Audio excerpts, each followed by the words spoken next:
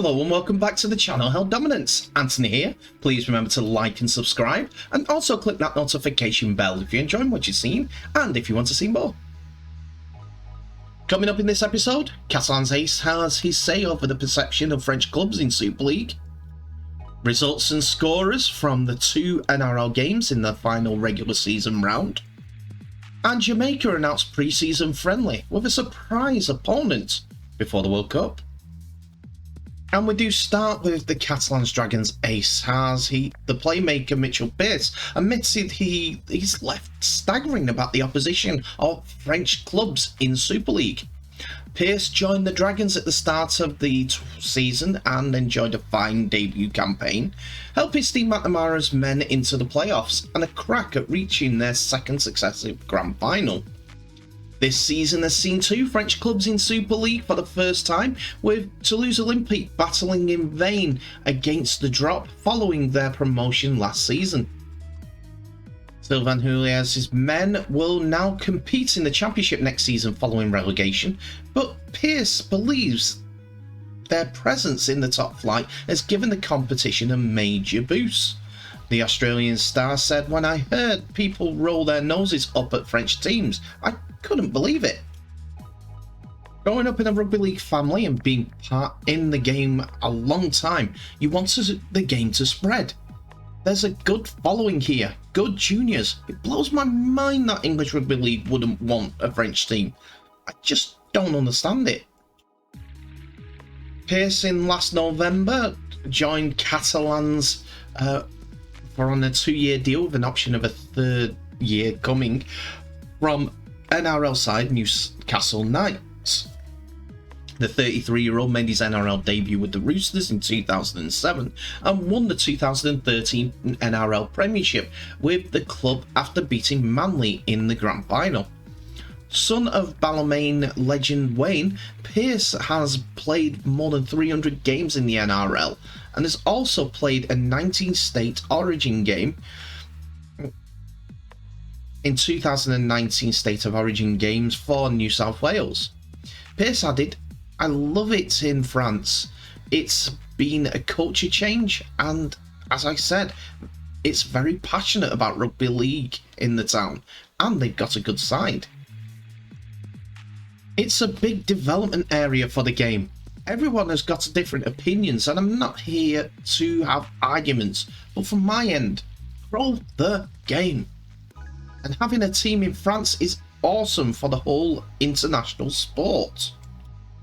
I know Pearce is more likely talking about his own team here because he's employed by one, but he's right.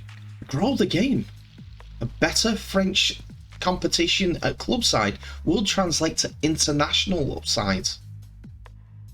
People might argue, yes, but why not a French competition? Well, the only two teams that have actually got decent enough fans are Toulouse and Catalan. They have got a competition, the Elite 1 and Elite 2, which is a good standard, and it's growing. But at this point, to be competitive at an international level, not just at a Super League level, the French have to battle against the best. And the best that they can get at the moment are Super League clubs. There's an argument that some Super League clubs shouldn't be in Super League as well, due to their demographic, their size, and their overall location. 3 teams in a 5-mile radius? That's not going to pull in a lot of fans. You know what I'm talking about. But I digress. Mitchell Pearce has come out in favour for a French club. I'm in favour with as many clubs from around Europe as possible. It was the dream back in the day for Maurice Lindsay to have rugby league clubs dotted all around Europe. He specifically said places like Berlin and Milan. Tell me what your thoughts are in the comments below.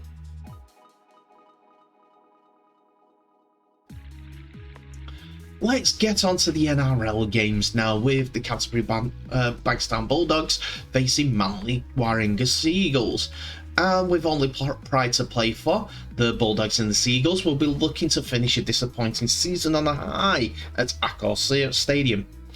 The Bulldogs have shown signs of positivity in 2022, with wins over Premiership contenders, the Cowboys, the Roosters and the Eels to their name, but they have lacked the consistency to put themselves in finals contention.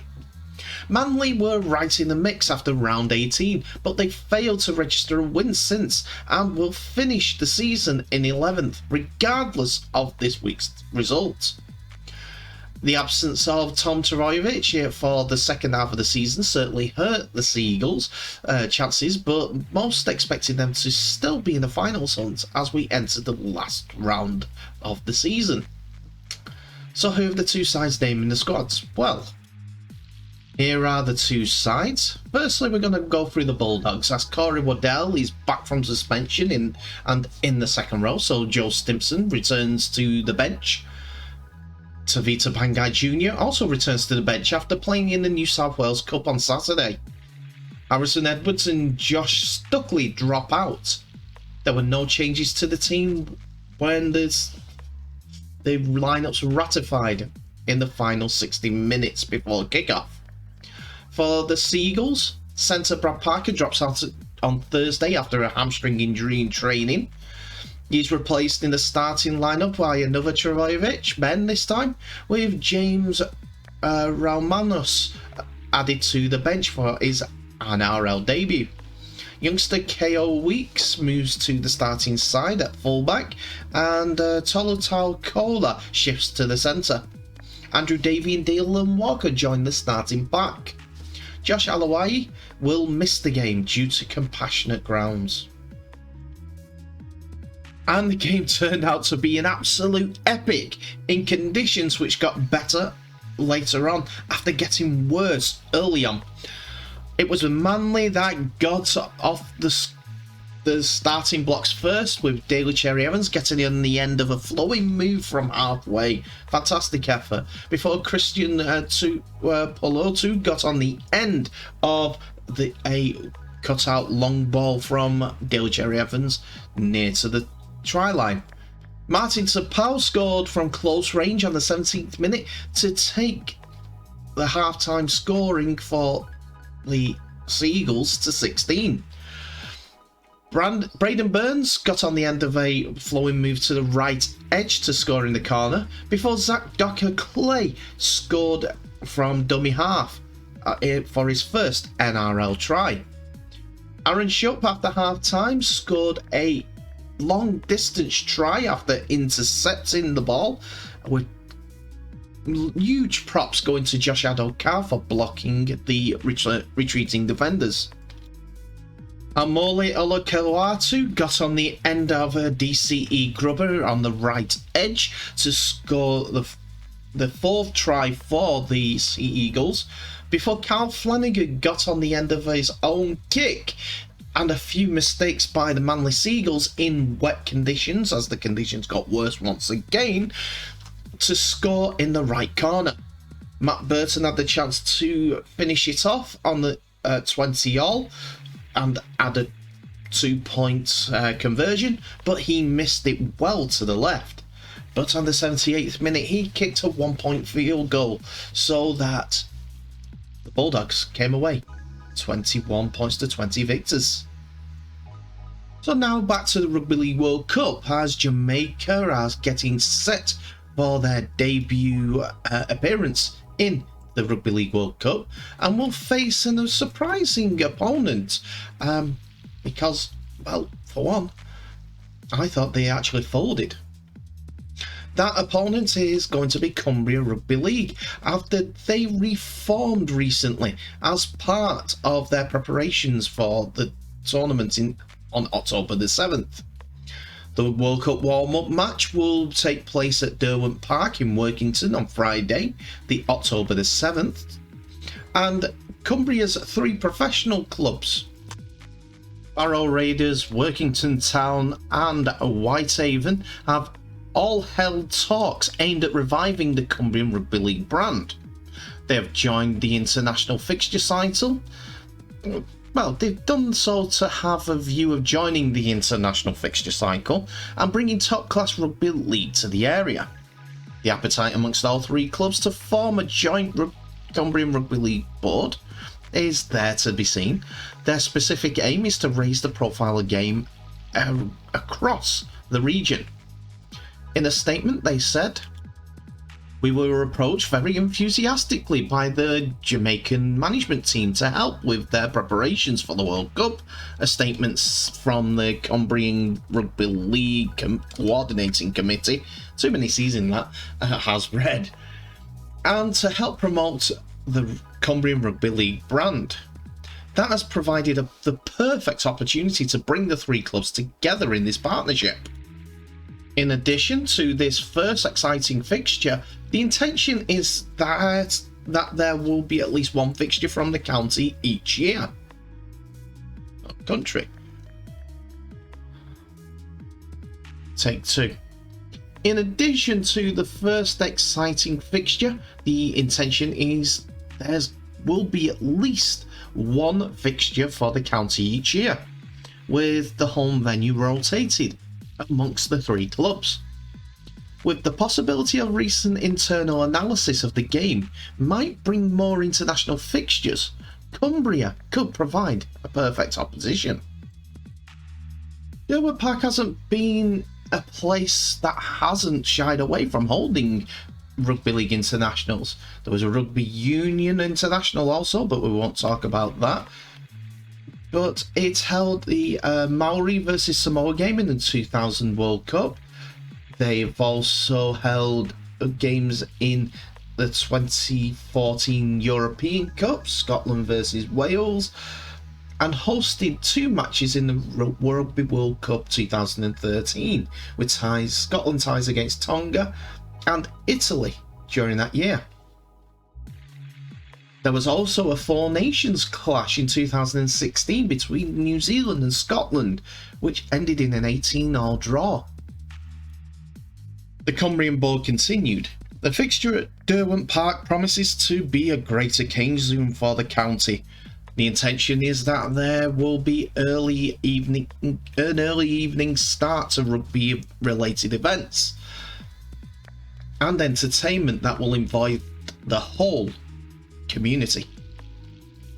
The Cumbrian Rugby League Coordinating Committee will announce their coaching staff and playing roster in due course for the international, but it's sure to be very competitive, so get yourselves down.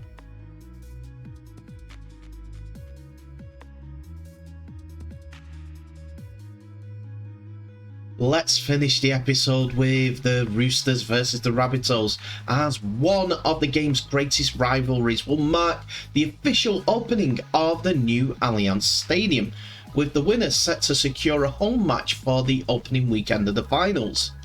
Since their bye in round 17, the Roosters haven't lost a game, and last week knocked off another NRL form side, the Storm, in a gritty contest at the AAMI Park. The Rabbitohs have had a statement win last week, overcoming the late loss of Damien Cook to a positive COVID-19 test to beat the Cowboys. Earlier this year, Souths beat the Roosters 28 points to 16 as they beat their old foes at Accor Stadium. But who have Robinson and Demetriou named in this squad for tonight's battle? So here are the teams for your perusal. First of all, boom youngster Joseph Suwali for the Roosters has been withdrawn on Thursday after sustaining a shoulder injury last week. His place in the team is taken by Kevin Nagama. The loss of Victor Radley, Daniel Tupou and Lindsay Collins sees Siasua Takayao and Paul Momorowski join the starting side, with Terrell May and Oliver Gildart the new faces on the bench, with the Englishman replacing Fletcher Baker when the teams were finalised 60 minutes before kick-off. Damien Cook has been sidelined with COVID for the Rabbitohs, so Saliva Havali again fills in the hooker role. Centre Campbell Graham is out, replaced in the starting side by Jackson Paulo. Utility Cody Nikarima was initially named in the 18th man, with Peter Mamazoulis taking his place on the bench, but he received a late call-up in place of Michael Cheekham when the squads were finalised 60 minutes before the start of the game. Coach Jason Dimitri also tested positive for COVID during the week, so we'll miss this blockbuster clash. Oh, it was the Roosters that got the bragging rights, 26 points to 16 over the Rabbitohs in this Sydney City derby. It was the Roosters that got the ball rolling with Angus Crichton going over the under 6 minute before James Tedesco scored on the 20th.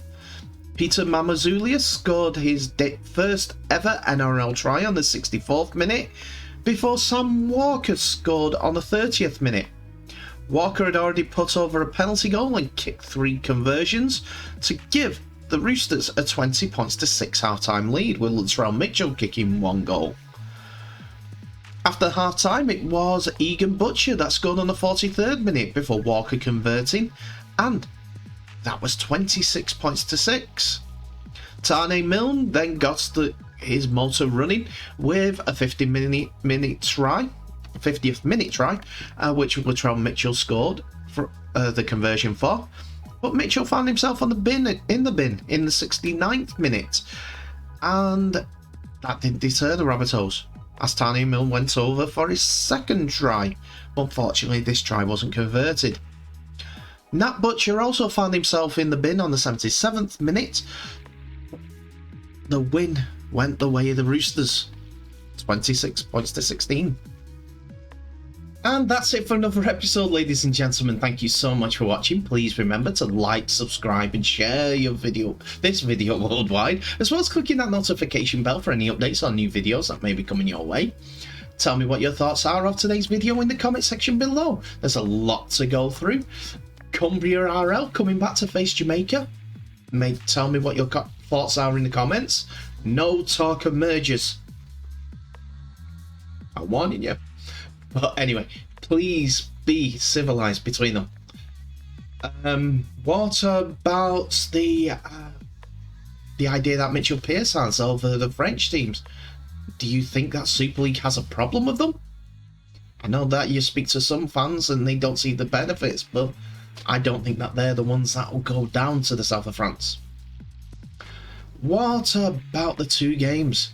The Bulldogs getting one over the Seagulls. Seagulls have been disappointing and their season's ended, while the Roosters beat the Rabbitohs in this local rivalry. Bragging rights to the Roosters and a better position when it comes to the playoffs. Anyway, thank you so much for watching. Please remember to share this video worldwide. And in the meantime, I wish you all the best. So please stay safe, and I'll see you in the next episode.